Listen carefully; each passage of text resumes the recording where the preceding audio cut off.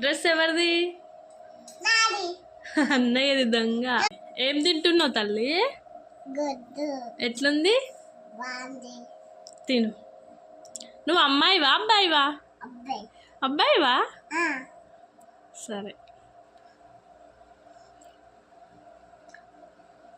కేసి. తిను. వీడియో తిత్తలేను. తిత్తలేను రా.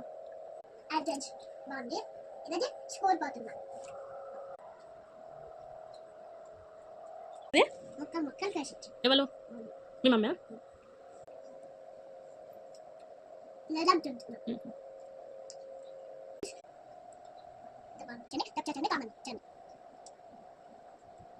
ఏం పర్లేదు.